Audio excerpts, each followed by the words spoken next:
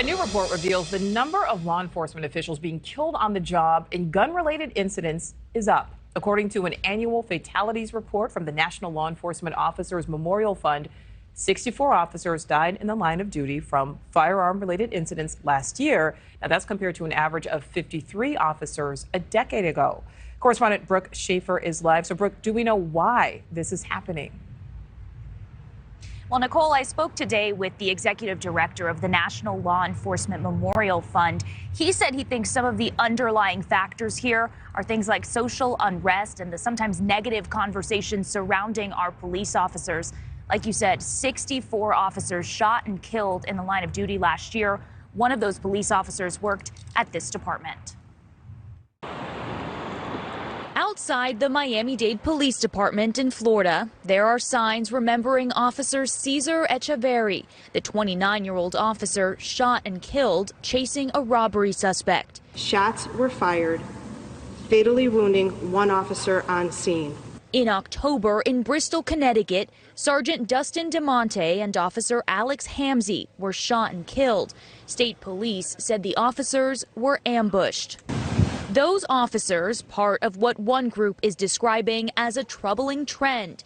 64 officers shot and killed in 2022, according to preliminary data from the National Law Enforcement Officers Memorial Fund. 64 officers were also shot and killed the year before, but those numbers are a reportedly 21% increase from a decade ago.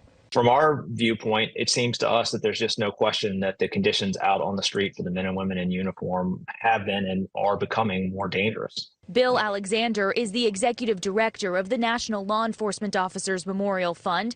His group said there was a dramatic reduction in the overall number of law enforcement who died in the line of duty, down 61% in 2022, mostly because fewer officers are dying from COVID-19, they said. Still, 226 officers died in the line of duty last year. Of the 64 who were shot and killed, the National Law Enforcement Officers Memorial Fund said 11 were ambushed. When an officer arrives on scene, is expecting and asking for some level of compliance, and we think officers out on the street are seeing more confrontation and not less, and those are leading to circumstances where, unfortunately, too many of them are being shot and killed. So along with changing the conversation around our police officers, he said his group and others across the country are always looking at trends or any changes they might need to make to mitigate risks for our law enforcement. Nichole? Absolutely. Yeah, that's a trend we don't like to see. All right, Brooke, thank you. Thank you for watching. Go to newsnationnow.com to find NewsNation on your television provider. And don't forget to click the red subscribe button below to get more of NewsNation's fact-driven, unbiased coverage.